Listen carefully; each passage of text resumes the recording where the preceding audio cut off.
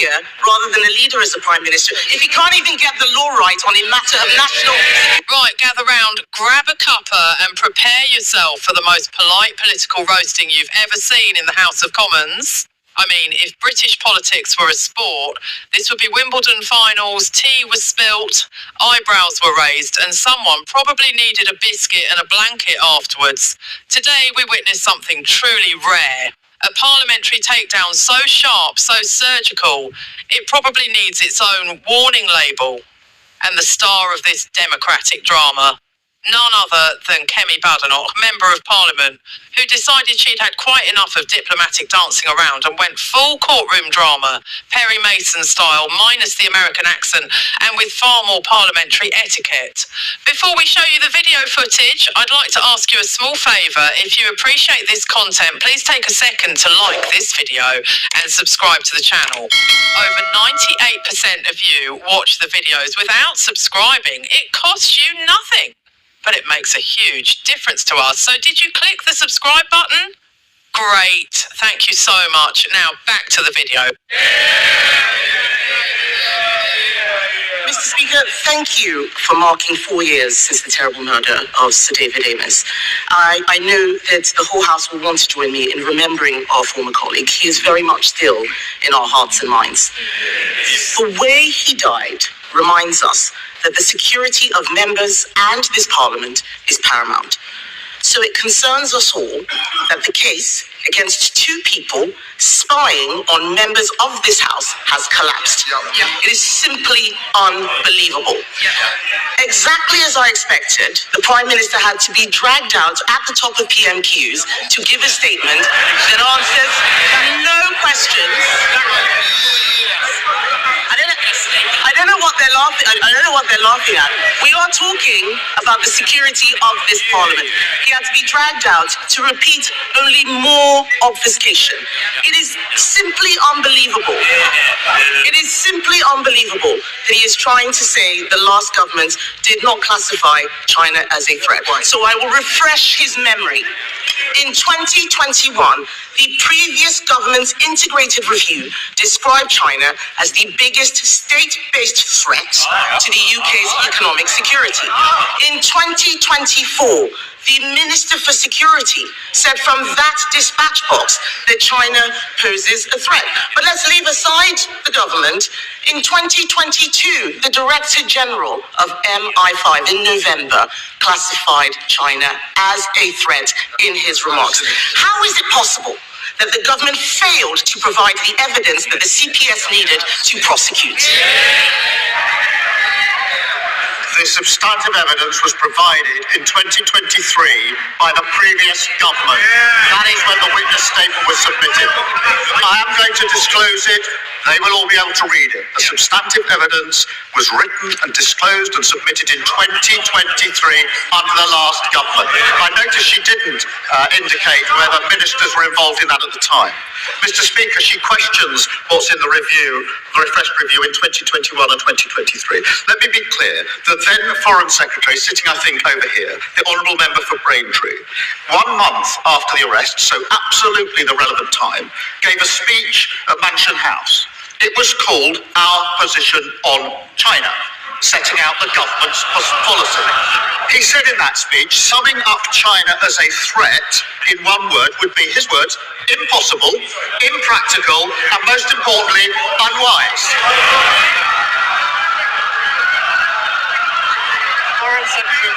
Mr. Speaker, it wasn't just him.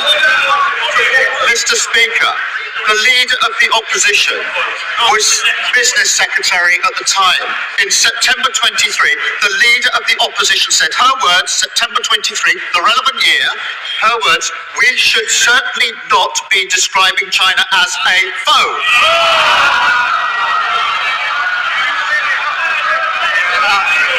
It's worth looking up the word foe in the dictionary, Mr. Speaker.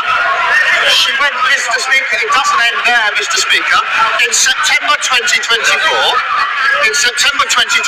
the leader of the opposition said this, I quote, I have shied away from calling China a threat. She is playing politics with national security. The Prime Minister can read the beginning of a quote. Let me finish that quote.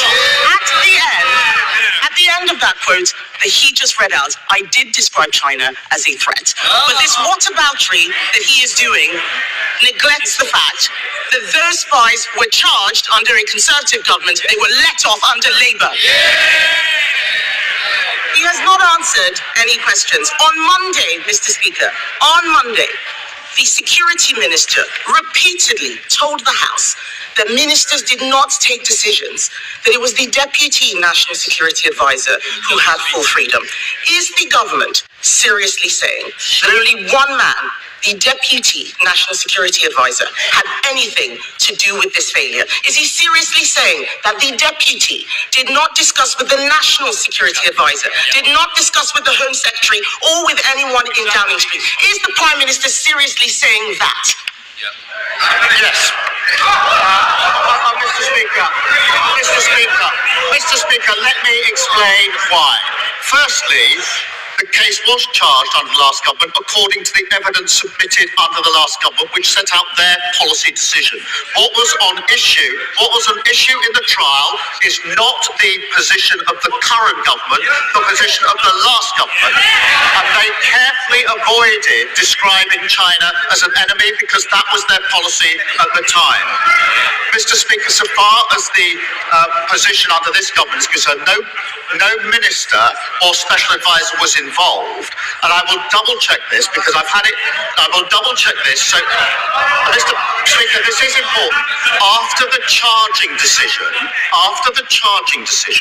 the prosecution were very careful about who would then see the witness evidence. I will double check, Mr. Speaker, exactly what instructions were given. I can be absolutely clear. No minister was involved. No special advisor was involved in this, and I'm assured as I can be that the prosecution was saying that it would be the witnesses only that were involved in short updates, the evidence that was submitted under the last government. That's not good enough. Kemi Badenoch. Mr. Speaker, the end of the answer was different from the beginning of the answer. What on earth is the point of us having a lawyer rather than a leader as a Prime Minister if he can't even get the law right on a matter of national security? He keeps going to the CPS. The CPS have said that they are satisfied that they were right to charge in August 2024. The Sunday Times reported that Jonathan Powell, the Prime Minister's National Security Advisor, convened a secret meeting to discuss the security consequences of the China spy trial. Did the meeting happen, or is the Sunday Times making it up? Mr. Speaker, she's clearly not a lawyer or a leader.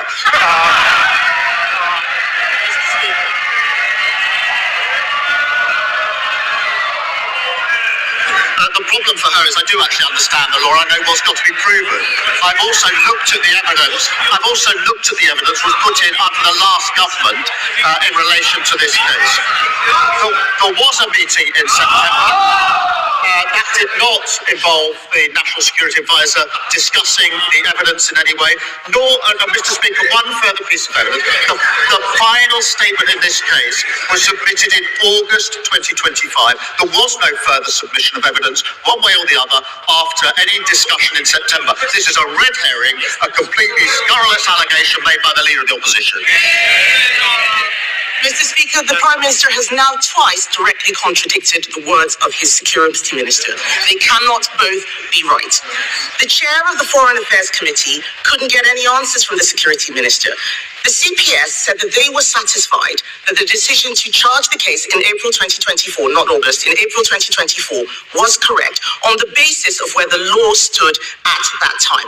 This is a matter of fact. It is not a matter of what the previous government had thought. It is not a matter of it not meeting a legal test. It did. Something must have changed when the charges were brought and when the case collapsed. The charges were brought under us, the case collapsed under them. Can the Prime Minister tell us what changed and what collapsed? collapsed the case. Mr. Speaker, I've said I will publish the witness statements in full.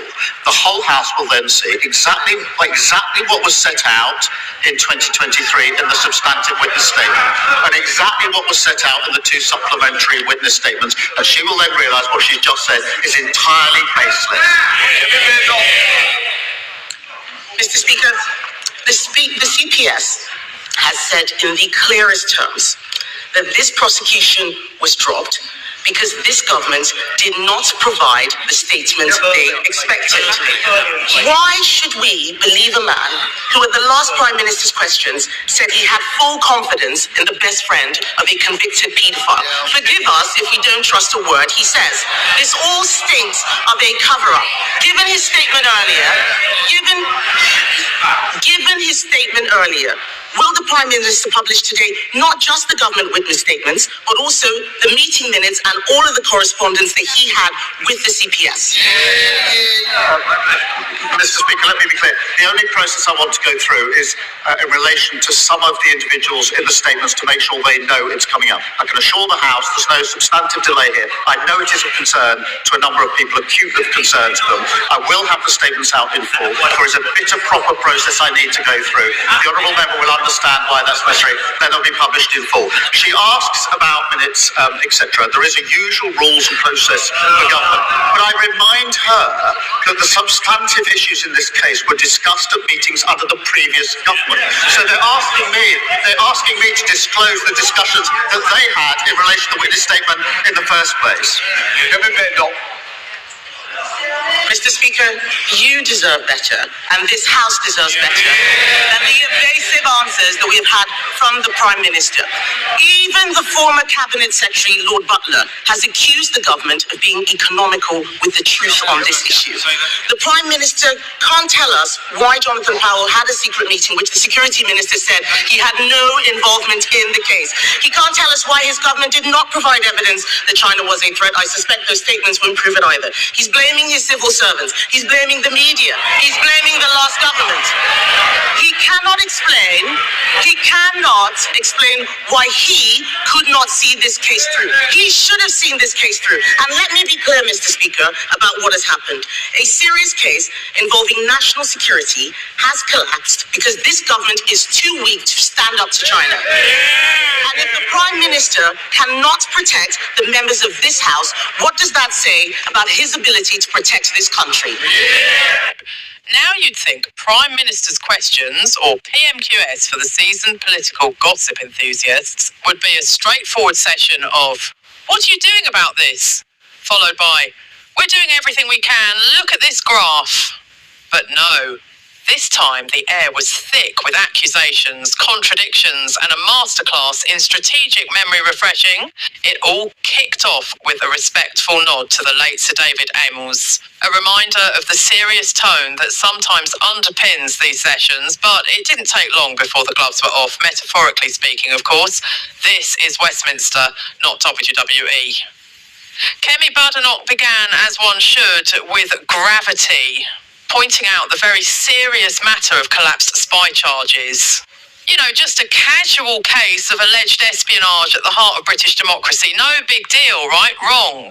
She essentially told the PM in the most parliamentary way possible, "Excuse me, sir, why have you brought a fog machine to a fire alarm?" Because let's face it, the answers coming from that dispatch box were, shall we say, a touch evasive. Badenoch asked why the evidence to prosecute wasn't strong enough when the security services, CPS and even MI5 had, at various points, pointed to China as a clear and present threat. And then came the memory jogging segment. Kemi took us all back to 2021, simpler times when banana bread was still trending, and apparently the UK government had already identified China as the biggest state-based threat to economic security. That wasn't a bedtime story, that was the integrated review talking. So the PM's attempts to suggest that maybe possibly the previous government didn't really say that, well, that wasn't flying today. Kemi whipped out receipts, actual metaphorical receipts.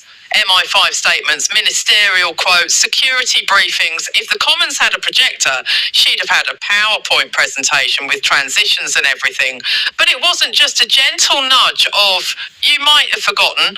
No, this was more like, you did say it, we wrote it down, laminated it, and now we're going to read it back to you in front of the entire nation.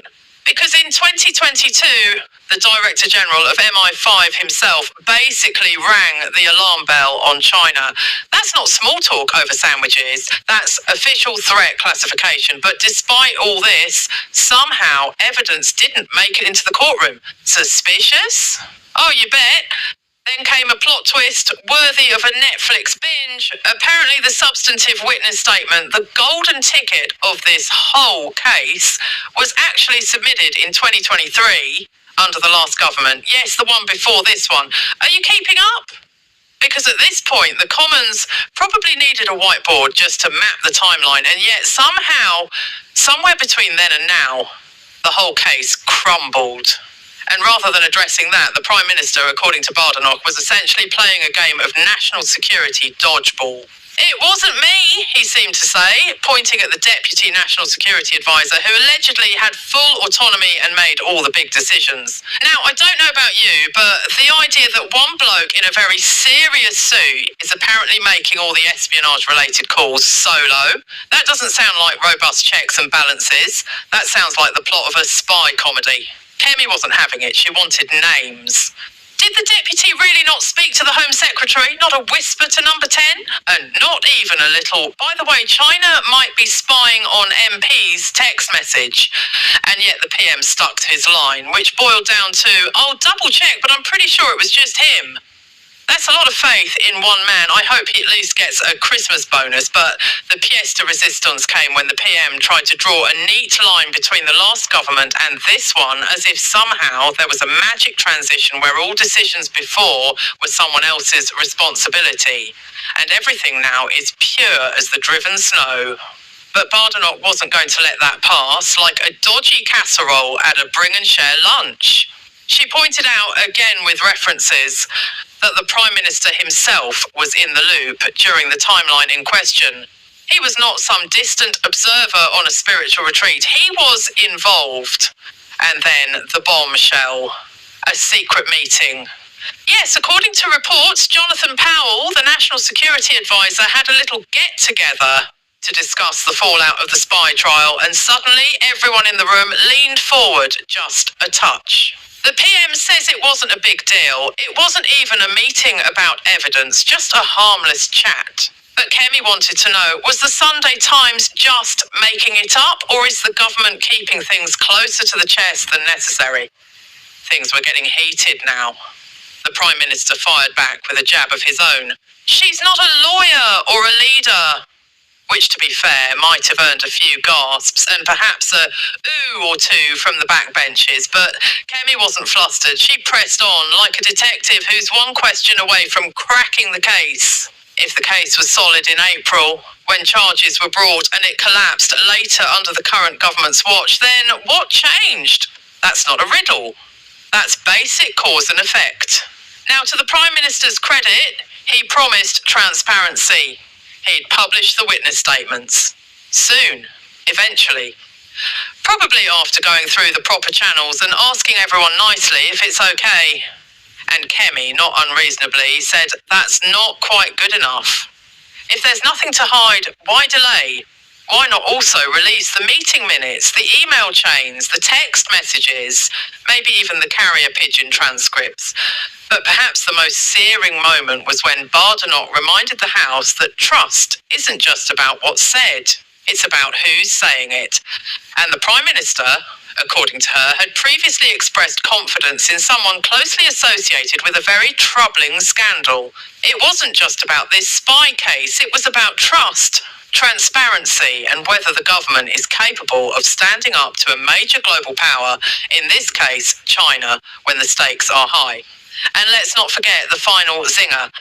If the Prime Minister cannot protect the members of this House, Kemi said, what does that say about his ability to protect this country? Ouch.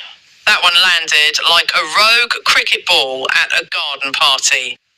The room fell into that strange hush where everyone pretends to be polite but is mentally replaying that moment on loop with dramatic music. So there you have it.